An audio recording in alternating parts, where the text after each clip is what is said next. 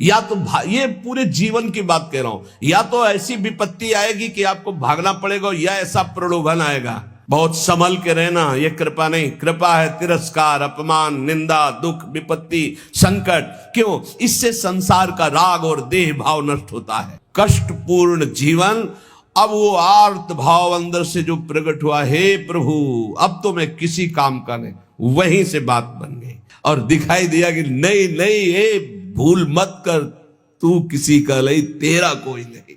और दिखाई दिया कि नहीं नहीं, ये भूल मत कर, तू किसी का नहीं, तेरा कोई नहीं। इतने दिन जल चढ़ाया, इतने दिन पूजा की, हमारे अमुक परिवार के सदस्य को भगवान मार दिए। क्या चला जाता उनका अगर वो ऐसा ना करते तो? क्योंकि आपको सच्ची कहता हूं, ये पढ़े लिखे समझाने से समझ में नहीं आता। जब सब रास्ते बंद हो जाए तब कृपा का रास्ता खुलता है। ये अविश्वासी जीव मानेगा नहीं। अगर इसको थोड़ी भी गली मिली संसार के, तो संसार की ही गली में जाएगा, प्रभु के मार्ग में नहीं जाएगा। और जब प्रभु के मार्ग में चलोगे तो संसार की कोई विपत्ति या कोई संपत्ति आपको घसीट ले जाएगी। बहुत विचित्र माया का खेल है, बहुत विचित्र माया का खेल। इसलिए बिल्कुल जो कदम बढ़ाना बहुत मजबूत बढ़ाना, ऐसे बढ़ाना कि अगर घर के सब मर जाएं तो भी हम घर पीछे वापस नहीं लौटेंगे। जिसने देखने का हृदय में ठान लिया प्रभु के, तो उसे और के देखने की इच्छा नहीं कर ली चाहे नहीं, फिर वापस प्रभु की तरफ नहीं आ पाओगे, पक्का समझ लेना। या तो ये पूरे जीवन की बात कह रहा हूं, या तो ऐसी विपत्ति आएगी कि आपको भागना पड़ेगा, या ऐसा प्रलोभन आएगा। प्रलोभन भी आता है, बहुत जोर का प्रलोभन आता है। कितनी जगह ऐसे प्रलोभन आते हैं साधक के मार्ग में।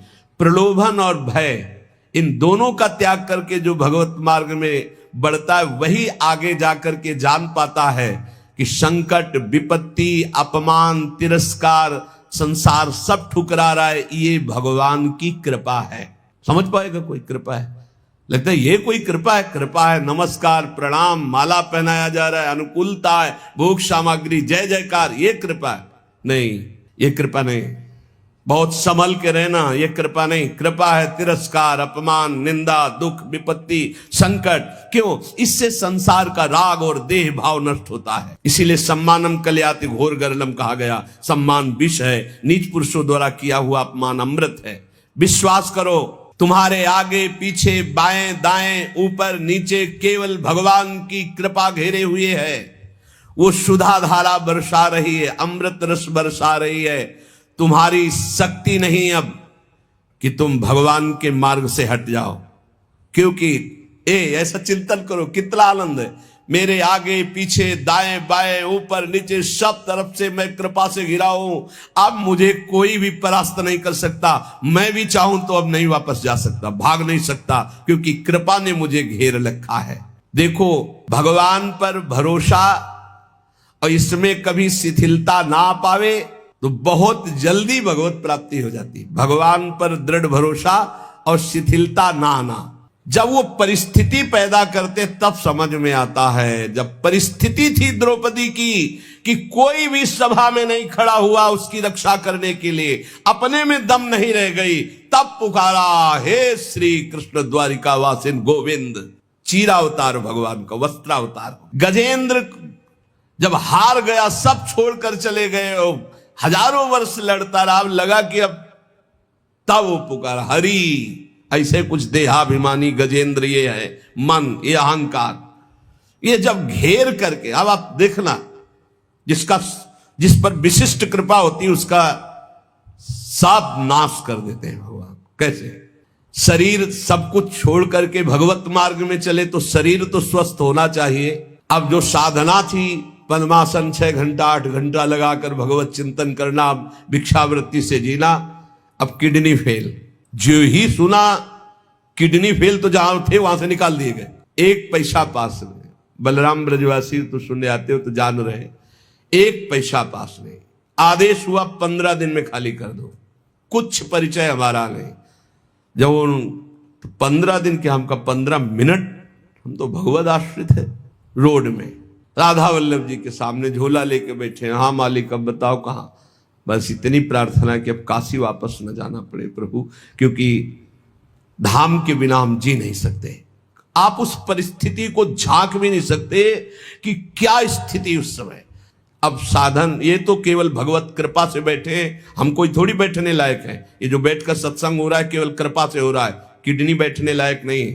वर्तमान में इस समय जैसे आग रखी हो ऐसे जल रही, पर उसका भान केवल श्री जी के प्रताप से नहीं, फेल किडनी से ऐसे नहीं बैठा जा सकता कि इतनी देर बैठ करके प्रवचन किया जा सके। ये नहीं, ये सब अलौकिकता केवल कृपा से हो रही। सर्वनाश स्थिति, स्थान हटा दिया गया, शरीर अस्वस्थ, घोर अस्वस्थ, व्यवस्था पूरी भंग।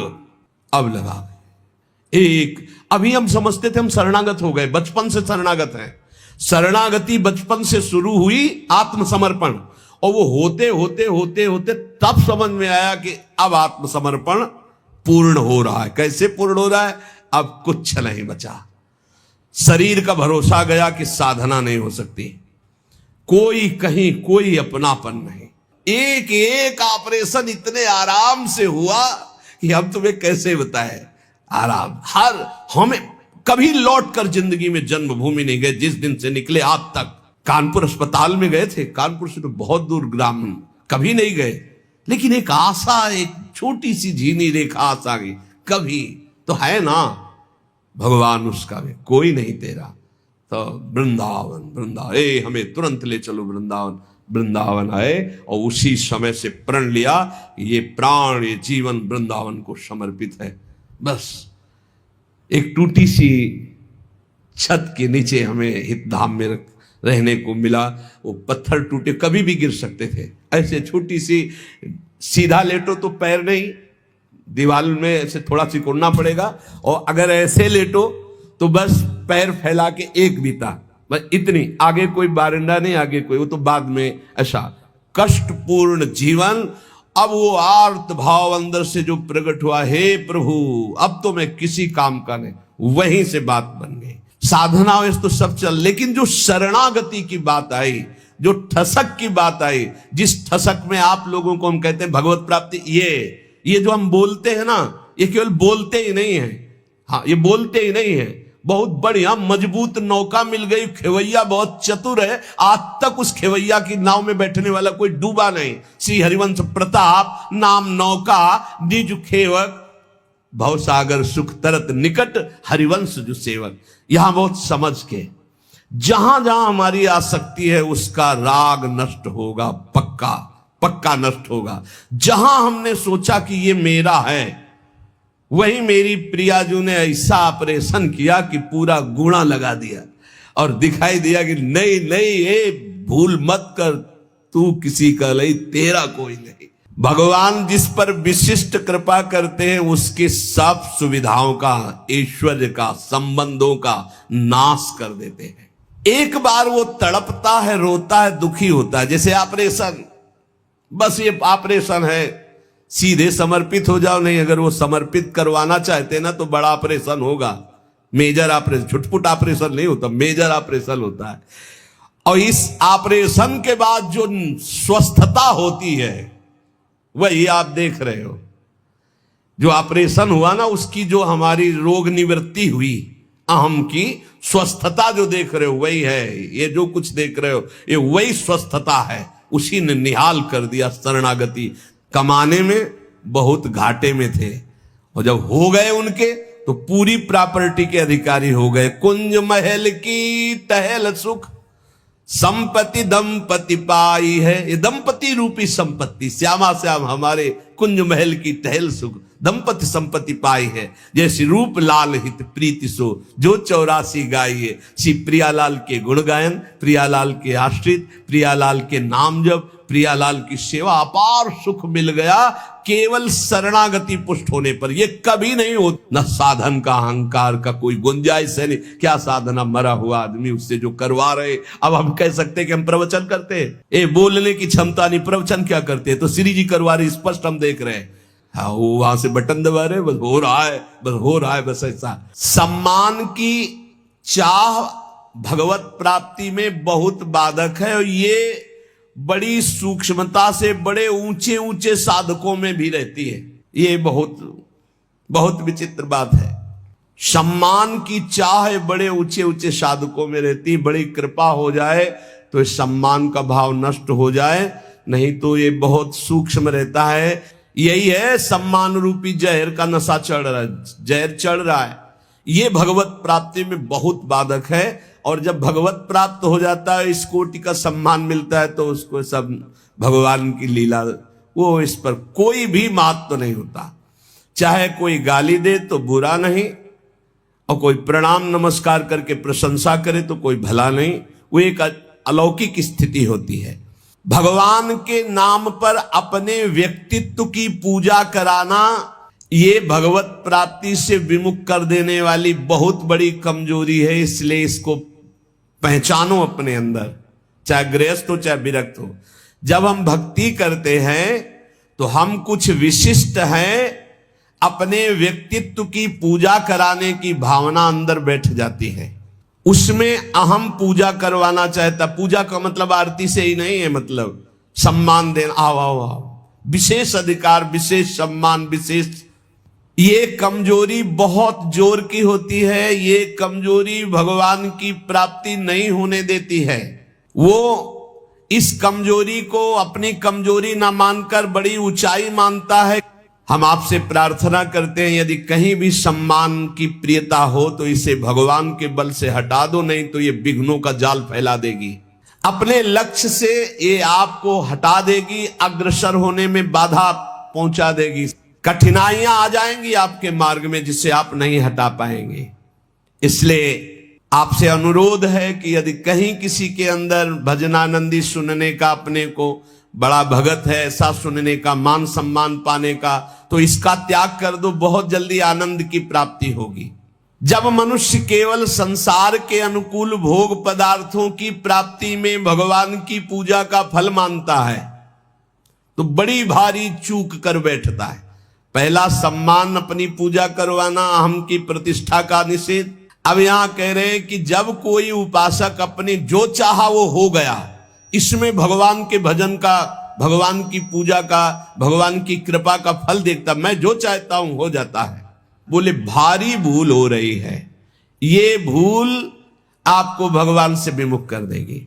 भगवान की कृपा सभी पर, सभी अवस्थाओं पर बरसती है, पर जो अपनी अनुकूलता का भोग करते हैं, जिनकी बुद्धि अनुकूलता में भगवान की कृपा को तौलती है, वो माया के मोह बंधन में, भोगों में फंस जाते हैं। भोगों में फंस करके फिर उनका भजन लुप्त होने लगता है, फिर भजन मार्ग गुप्त हो जाता है। भजन मार्ग कहां प्रकाशित होता है? यहां हृदय में। हृदय में भजन मार्ग प्रकाशित होता है, बाहर दौड़ना भजन मार्ग नहीं। हृदय में अंतर्मुख होकर के निरंतर अपने परमात्म चिंतन में लगे रहना। सबसे बड़ी गलती है भोगों की, मान की अनुकूलता प्राप्त होने पर भगवान की कृपा मनाना। कभी मत मनाना, नहीं तो जहां प्रतिकूलता आई तो कोसने लगोगे प्रभु को। मनुष्य का भजन, भगवान नाम जप, शास्त्रों का स्वाध्याय, ठाकुर सेवा, इसका फल है भगवान में प्रीति हो जाना। इसका फल है दुख सुख लाभ हानि मान अपमान में समान स्थिति रहना। दुख सुख लाभ हानि मान अपमान में समान स्थिति रहना, यह भजन का फल है। पर जो उपासक मनमानी पूर्ण होने पर भगवान की पूजा भजन की सफलता मानता है, तो जहां भारी प्रतिकूलता हुई ना उसकी सोच उल्टी होने लगती है। ऐसे हमें अतरे दिन सुनने को मिलता है एकांतिक में। तो ये लिखा है, जो सुनने को मिल रहा है वही लिखा है। इतने दिन जल चढ़ाया, इतने दिन पूजा की, हमारे अमुक परिवार के सदस्य को भगवान मार दिए। क्या चला जाता उनका अगर वो ऐसा ना करते तो? जो पहले कृपा भगवान की थी अब वो नहीं रही। वो क्षोभ कर बैठेगा, वो भगवान के मंगल विधान में अन्याय मान लेगा। यहां तक कि फिर उसके हृदय में ऐसी नास्तिकता आ जाएगी, बिल्कुल सत्य ऐसा ही है। कितने लोगों के भाव बिगड़ जाते हैं ऐसे, जो इनको सही सत्संग नहीं मिला, जो सही भजन में नहीं लगे, उनको ये कह करके वो भगवान के मार्ग से भ्रष्ट हो जाते हैं। इसलिए हमारी कामनाओं की पूर्ति हो तो भगवत कृपा, ये मानना छोड़ दो। मनुष्य को सफलता मिलती है शुभ कर्म से, और असफलता मिलती है अशुभ कर्म पाप से। और भजन से बल मिलता सफलता असफलता में समान रहना। ये बात समझो, भजन का फल क्या है? भजन का फल सफलता नहीं है, जो चाहे वो मिल गया ऐसा नहीं है। भजन का फल है सुख दुखे समय कृत्वा लाभा लाभौ जया जयो। जय और पराजय में, हानि और लाभ में, सुख और दुख में समान भाव रखना, ये भजन का फल है। सुख मिलना शुभ कर्म का फल है, दुख मिलना अशुभ कर्म का फल है, और सुख दुख में समान स्थिति रखना, ये भजन का फल है, ये भगवत कृपा का फल है। अपनी कर्म वृत्ति को अहंकार की प्रधानता देकर मैंने ये कार्य किया, मैंने भोग लगाया, मैंने आरती की, मैंने भजन किया, मैं तीर्थ याटन में गया, मेरी कामना पूर्ण हो गई। अपनी बुद्धि, अपना बल, अपना भाव, अपना कला कौशल का घमंड अंदर रहता है। इसीलिए साधन करने पर, तीर्थ याटन करने पर, दान करने पर भी उसका जो फल है समता, वो नहीं आ पाती, वो ममता में ही फंसा रहता है। ये जैसे जैसे अहंकार बढ़ता जाता है वैसे वैसे साधना में विघ्न उपस्थित होता है। सफलता हो गई तो मैंने विजय प्राप्त की। ये जो थोड़ा साधन करने पर अपनी सफलता दिखाई दे तो रोना चाहिए। हमने जो सोचा वही हो गया, बहुत खतरा, खर्चा हो रहा है भजन तुम्हारा जो भगवत प्राप्ति के लिए। सफलता मैंने प्राप्त की, अपनी बुद्धि का बल, अपनी बुद्धि का कला कौशल, घमंड, ये परमार्थ से भ्रष्ट कर देता है। तो भगवान को प्राप्त करने के लिए उपासक को चाहिए कि भगवान कामना आवे तो एक तो कामना ना करे, अगर आवे भी तो भगवान से ही बहे। वो कामना समर्पित करते हुए ये प्रार्थना करे कि प्रभु मंगल भवन, ये कामना आई है, यदि आपके भजन में सहायक हो तो पूर्ण कर देना, और भजन में यदि बाधा करने वाली हो तो कभी पूर्ण ना करना। जब भगवान, बहुत ध्यान से सुनना, किसी पर विशेष कृपा करते हैं तब सबसे पहले उसकी सुविधाओं का नाश कर देते हैं। विशिष्ट कृपा चाहिए, विशेष कृपा, कृपा तो है ये सब पे, दया भी है, विशिष्ट कृपा चाहिए। तो कह रहे जिस पर कृपा करते हैं तो सबसे पहले उसके सब व्यवस्थाओं का नाश कर देते हैं। बहुत कठिन कृपा है। यही भगवान ने युधिष्ठिर जी से कहा, जिस पर मैं कृपा करता हूं उसका सर्वनाश कर देता हूं। चाहिए सर्वनाश, जो अपने सर्वस्व को मिटा देता है। तो क्या है आपका, है क्या आपका? कुछ नहीं। मतलब आपके भ्रम का नाश का मतलब है सर्वनाश। आप समझ लीजिए, डरना नहीं। भगवान के भजन का मतलब विशिष्ट कृपा, विशिष्ट कृपा का मतलब है मतलब एकदम सर्वनाश कर दे। तो चक्रवर्ती सम्राट अम्बरीश जी थे महाभागवत, और दरिद्रता की हद थी सुदामा जी के यहां, तो सुदामापुरी खड़ी कर दी। समझो जा, भगवान जिस पर कृपा करते हैं विशेष, क्यों? क्योंकि आपको सच्ची कहता हूं, ये पढ़े लिखे समझाने से समझ में नहीं आता। सुनो, जिस पर विशिष्ट कृपा करता हूं उसका सर्वनाश कर देता हूं। कहीं कोई आश्रय न साधना करे गया, न व्यक्ति करे गया, न वस्तु करे गया। बड़ा विचित्र खेल होता है, बड़ा विचित्र खेल प्रभु का।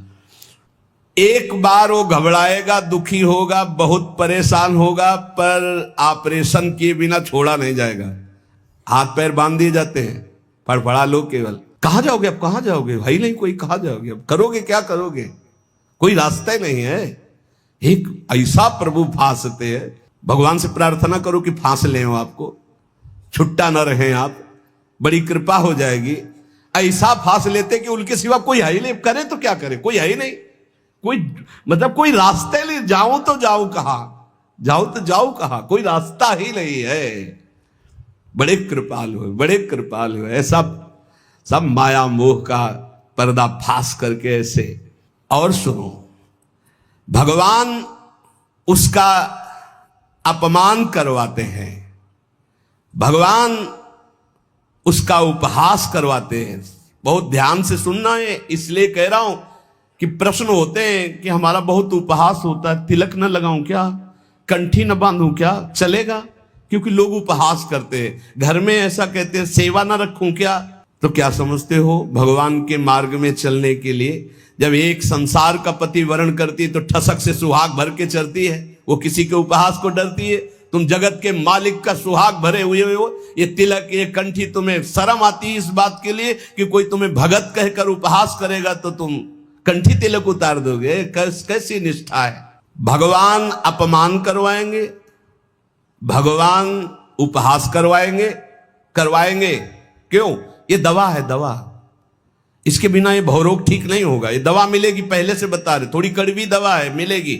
और जिसको ना मिल रही हो तो अभी अस्पताल में भर्ती नहीं हुए हो, आप अपने को स्वस्थ मानते रहो, नाड़ी पकड़े जाएंगे, हर दोस्त सामने आ जाएंगे, फिर दवा शुरू होगी। क्योंकि एक कह रहे थे कि आप कहते हो भक्ति में बड़ी प्रतिकूलता आती, मेरे जीवन में तो कोई प्रतिकूलता नहीं, तो अभी वो भक्ति आई कहां है? ऐसा क्यों करते हैं?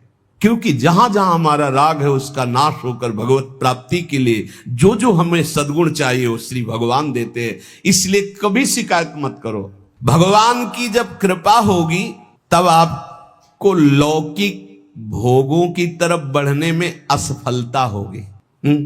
जो तुमको प्यार करते थे वो ठुकरा देंगे, जो तुम्हारा सहयोग करते थे वो बंद कर देंगे, जो तुम्हारा नमस्कार प्रणाम वो तुम्हारा तिरस्कार अपमान कर देंगे। तब आपका हृदय आसपास से टूट करके एकमात्र भगवान की तरफ जाए। अगर चिंतामणि ने धक्का देके न निकलवाया होता तो बिल्व मंगल जी बिल्व मंगलाचार्य न बनते, पक्का। बड़े कृपालु भगवान है, बड़े कृपालु है। उनकी कृपा जब बाद में आपको समझ में आएगी तो आपको आनंद आ जाएगा। स्थिति एक बार ऐसी जीवन में जरूर आती है जब सर्व आश्रय टूट जाते हैं, केवल प्रभु का आश्रय। भगवान और धर्म, इन पर चलने वालों को कसौटी देनी होती है, वो महान दुखों से मुक्त होने के लिए। असंभव को भी संभव करने वाले तुम्हारे स्वामी तुम्हारे सामने जो अपमान और दुख भेज रहे हैं, इसका रहस्य है, इसमें छुपा हुआ रहस्य है। इसलिए कड़ुआ बोल रहा है तुम्हारे सामने, क्यों बोल रहा है? क्योंकि भगवान उससे बुलवा रहे। तो क्यों सुनवा रहे? क्योंकि तुम्हारे अंदर इस कड़वी दवा की जरूरत है। प्यारे, प्रार्थना मान लो, विरोध मत करना, गाली पलट कर मत देना, बहुत जल्दी आपका हृदय निर्मल हो जाएगा। किसी की संसार में शक्ति है कि तुम जिसके सेवक हो तुम्हें कोई गाली दे सके, तुम्हारी तरफ कोई आंख उठा सके? अगर वो आंख उठा रहा है तो मेरे स्वामी ने उसको बोला है कि जाओ इसे आंख दिखाओ, इसको गाली दो। क्यों? क्योंकि कोई है अंदर ऐसा जहरीला फोड़ा, उसका ऑपरेशन हो रहा है, दवा दे रहे भगवान। विश्वास कर लीजिए, भगवान की कृपा से तुम्हारे अंदर ऐसी स्थिति उत्पन्न होगी जो शम होगी, जो सारी सफलताओं को लांग कर परमानंद में डूब जाओगे। इसलिए उपासक केवल भगवान को देखे। जहां कोई अपमान हो रहा, जहां कोई परिस्थिति, जहां कोई दुख है, जहां कोई तिरस्कार, जहां कोई भगा रहा, उस समय देखे कि मेरे भगवान का विधान है, मेरे हरि का विधान है। जब तक प्रशंसा करने वालों के प्रति, आश्रय देने वालों के प्रति, अनुकूल भोग देने वालों के प्रति, बंधु बांधवों के प्रति, रिश्ते नातों के प्रति थोड़ा भी संबंध रहता है, तब तक भगवत शरणागति पूर्ण नहीं मानी जाती। पूर्ण भगवत शरणागति के लिए जगत का अपनत्व, बंधुत्व, रिश्ते, नातेदारी, अपनी क्षमता, अपनी महानता, इन सबको मिट्टी में मिलाना होता है। तब भव समुद्र से पार होकर वो परमानंद में डूबता है। लेकिन हम आपको ये सब डर लग रहा होगा आपको सुन के, तो मत डरना, क्योंकि हम प्रियाजू की शरण में हैं। समझ गए? हम पूरे चैप्टर को समझा करके और इसके बाद एक ऐसी टेबलेट देते हैं जिसमें आपको बिल्कुल दर्द नहीं होगा, क्योंकि हम प्रियाजू की शरण में हैं। भगवान जिस पर कृपा करते उन पर ऐसी करते, और हमारी प्रिया जो जिस पर कृपा करती हैं तो अवगुण करे समुद्र सम, गणत न अपनो जानी, राई के सम भजन को मानत मेरु समान। और अगर महाराज अब हम इसकी परीक्षा लेंगे तो श्री जी कहते फिर हम आपकी परीक्षा लेंगे, तो महाराज कह देते नहीं पास। तो प्रिया जी कहती आओ हमारे पास। है? हमारी तो बाजी जीत गई भाई। नागरीदासी जन्म जितायो बलिहारी बलिहारी, हमारी सब ही बात सुधारी, सुधार दी हमारी बात। श्री कुंज बिहारी ने श्री लाडली जी की शरणागति प्राप्त हो गई। यहां लाडली जी की शरणागति में परीक्षा नहीं होती। एक आपको अंदर की बात बता देते हैं, यहां इतनी अलबेली सरकार है, बस पास ही पास करती जाती है। परीक्षा ने कहूं न रिस कहूं, भूल हूं न होत सकी, रहत प्रसन्न सदा ही मुख हास्य। ये बस नाम चलाते रहना। श्री हरिवंश नाम सब सिद्ध सवै रसिक, बिलसे नवनिध्य भुगतै देहि न जाचहि, पोषण भरन न चिंत कराई, श्री हरिवंश विभो बिलसाई, श्री वृंदावन के माधुरी। मेरी महारानी जो जिनके अधीन श्री हरि है, उनका स्वभाव है वो न परीक्षा लेती है और न वो रोष करती। कहीं आपको प्रमाण नहीं मिलेगा। परीक्षा नहीं लेती, रोष नहीं करती और भूखा नहीं रहने देती, और कभी भी किसी भी परिस्थिति में घबराहट नहीं आने देती। वो एक अलौकिक आनंद, एक अलौकिक समर्पण, एक अलौकिक, हमारा समर्पण क्या, उनका समर्पण, वो कितना समर्पित है। इसीलिए हम कहते हैं कि हमारी तो जीवन की बाजी जीत गई। नहीं, महाराज ऐसी ऐसी जिस पर मैं प्रसन्न होता हूं उसका सर्व, ये समझना बहुत कठिन है भाई, बहुत कठिन है। और महारानी जो हर समय प्रसन्न ही रहती, जिस पर मैं प्रसन्न होता हूं, जिस पर मैं कृपा दृष्टि करता हूं, वो हमारी श्री जी कृपालुता, दयालुता, करुणा की समुद्र है। कभी भी कैसो पापी क्यों न हो, हरिवंश नाम जो ले, अलख लड़ेती रीझ के महल खवासी दे। ए भाई, इसीलिए राधा राधा राधा राधा राधा ये पिता है, ये कभी भी चपत लगा सकते हैं, लेकिन अगर माता के आंचल में छुप गए तो वो ऐसे करके फिर ऐसे जब देखती है तो पिताजी भी मुस्कुरा के वापस हो जाते हैं। ये होता है ना, अनंत माताओं का वात्सल्य हमारी प्रियाजू में है।